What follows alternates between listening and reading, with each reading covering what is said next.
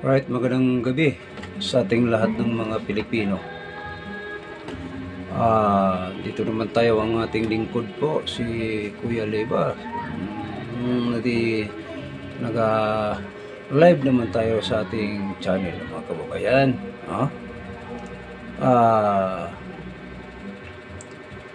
Ang masasabi natin dito mga kababayan, si Ping Lacson ay bumaba sa pwesto. Kasi siguro nakonsensya siguro mga kababayan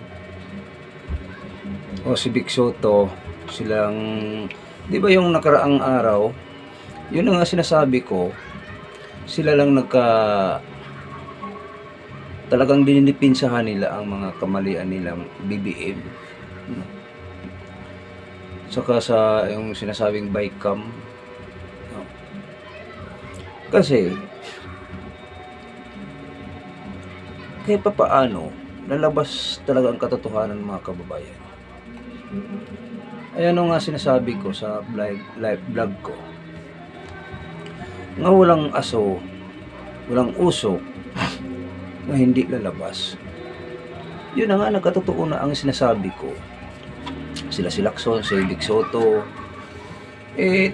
Sila si Lacson, di ba na siya ang sa committee, sa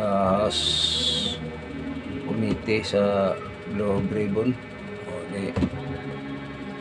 Kahit anong depensa nila mga kababayan, wala silang maano Tapos ang napansin ko, parang magklasa na ang mga mamayang Pilipino, magkulita na, magsama-sama na, ito na. Kapag hindi sila tumitigil sa pangnakaw, talagang ganun ang mangyayari, Nalaala natin yung kay EDSA Revolution, kay Noynoy, kay kapatid ni Noynoy, si di ba na yung di ba, nagsama-sama ng mamayang Pilipino rin. Yun ang kagagawa ni may senyor. Itong kagagawa ni Junior, mas masahol pa sa asong na ulol, ay talagang ganun ang mangyayari. Ang sinasabi ni Duterte na hindi ka makatapos sa termino bilang presidente ay ikaw may biglang makababa, Dalawang opsyon lang yun. Dalawang opsyon. Nang alaala nyo kay Irap dati, Estrada, ganun din nangyayari yan. Although may nakasalang ng impeachment kay Bongbong Marcos. Dalawa lang yun Bababa siyang kusa. Siyempre, pasok ng admin, Sara Duterte. Siya ang kahalili ni Marcos. Katandim siya O ngayon, wala na. Wala nang magnanakaw. Kung hindi, itong mga mamayang Pilipino, magsusubaybay naman sa mga gawain sa sunod ng yapak ng admin. Pero hindi mangyayari mga kababayan na mayroong nakawan, kasi pag ang mga Duterte walang nangyayari. Kasi disiplinado yung mga Duterte talaga. Hindi kagaya sa mga Marcoses ay bilang walang utang na loob talaga. So, yun ang si Ping Lacson, kahit pang nagpapa-interview pa nga siya, nagko-cover yung ibisibiin dyan. Siyempre, kakampi nila normally na tatakpan kung anong mga sinasabi-sabi sa mga pag-interview. Masasabi ko sa'yo, Ping Lacson, isa ka ring sundalo. Dapat ay ikaw ay isang nandiyan ka sa gitna. Walang inaano ba? Walang kinakampihan. Sundalo ka pa man. Ano ba bang klaseng sundalo, Peng? Sabihin ko sa'yo. Dati kang AP. Ano bang nangyari sa'yo?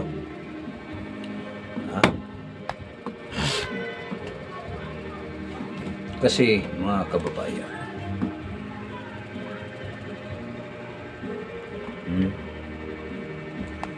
ang hirap na mga kababayan ng mga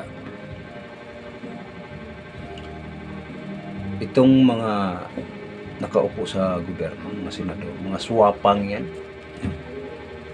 Talagang mga swapang yan, mga sakim sa pangyarihan.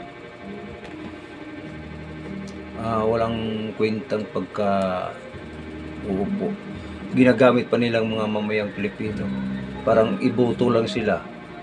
Pero ang nakasulmarino para sila, no? Grabe, mga senador. Ito si Soto, si Antiveros, mga kayo, mga senador kayo. Sasabihin ko sa inyo, no, ang mamamayang Pilipino laging nagmamasid sa inyo, no, makaliwa man o sa kanan. Ang mamayang Pilipino hindi titigil sa pag ngaw-ngaw o sa pag-uusig sa inyong kung wala kayong daladalang amoy. Yun ang katotohanan.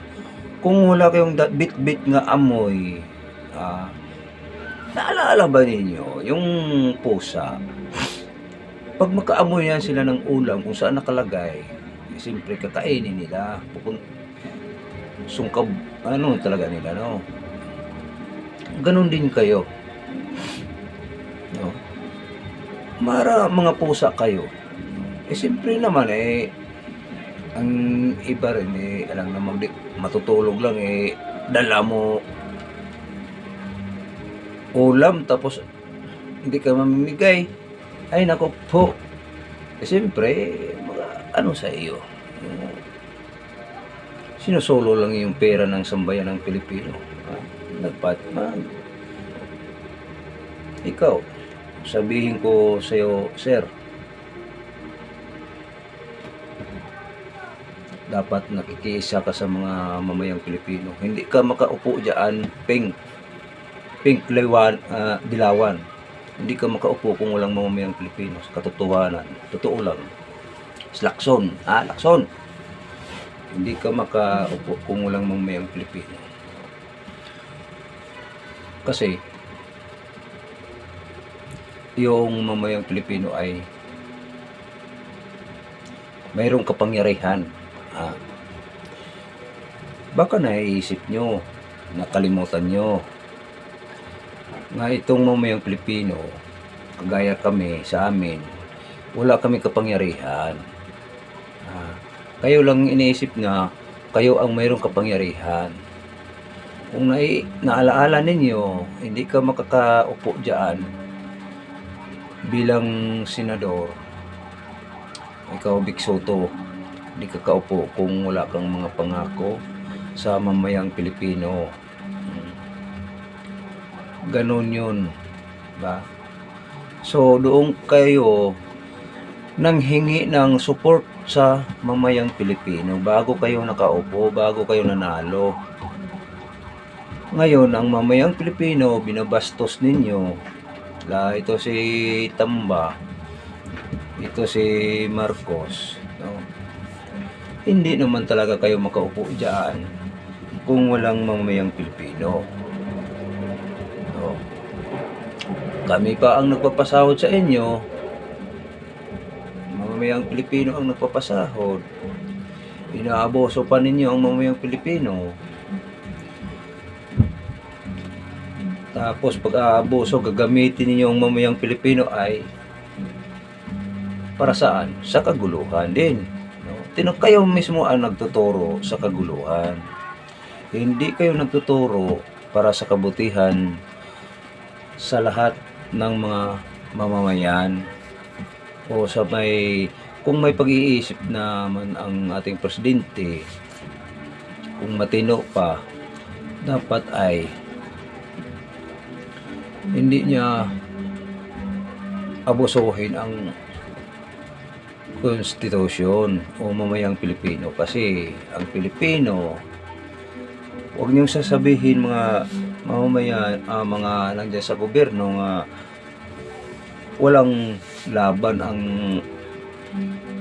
mga nasa baba o sa mga mahihirap. Huwag niyong sabihin nga huwag niyong malaitin. Madalit sabi, huwag niyong malaitin.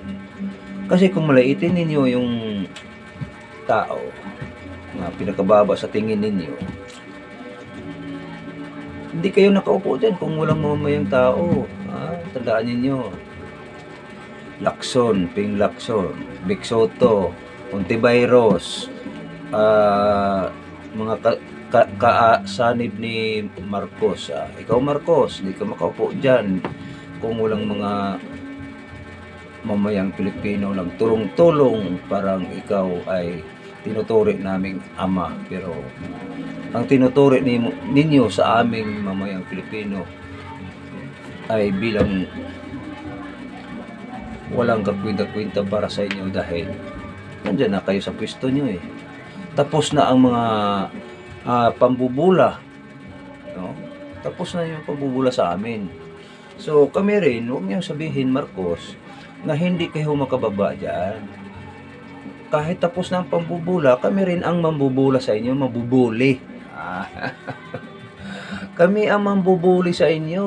Uy, mga nandyan sa gobyerno ha. Hindi naman lahat. Basta makaanib ni Marcos. Ang pambubuli ninyo sa mga mamayang Pilipino, yun, binalikan kayo. Kasi nakita naman na hindi naman nagiging pamarehas ang sitwasyon sa gobyerno. Ay isang, kahit na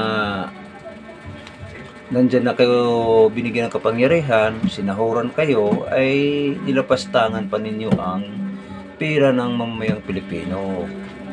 So anong mangyayari sa inyo? Di back to normal kayo. Mag-alsa ng mga mamayang Pilipino, no? Mag-alsa ng buong sambayanan. Magpuntahan na sa Liwasang Bonifacio, no? O para isigaw nga pababain ka, o di maging sibilyan ka na eh. Hindi naman bali maging sibilyan, kasi sanay naman kayo sa pangnakaw. Marami ng perang iniipon nyo sa nakaw. Di kayo hindi kayo matablan, no? Kaya hindi kayo sanay nga magiging manatili sa gobyerno. So itong gabi ay babatiin ko yung mga OFW. Shout out sa inyo, magandang gabi. Kung saan man kayong panig ng iba't ibang bahagi ng bansa, kayo po ay nagiging mag-ingat sa buong katawan, o mag-iingat para malayo sa mga sakuna, lalo na sa mga lindol. Ang importante, mag-ingat-ingat sa bawat isang mamayang Pilipino nga nandoon sa ibang bansa, no? So mag-enjoy lang tayo. God bless, mabuhay, lalo na sa ating ditong viewers, minahamahal nating mga viewers, no? Hindi naman kayo makalimutan, pasalamatan araw-araw, no? Thank you po, maraming lahat sa ating mga viewers, followers, no? Huwag kayong magsasawa. Ang hindi pa nakapag-subscribe, mag-subscribe na kayo para upang tayo ay ma-notify, paangat tayo. So God bless, mabuhay, magandang gabi sa lahat ng mamayang Pilipino.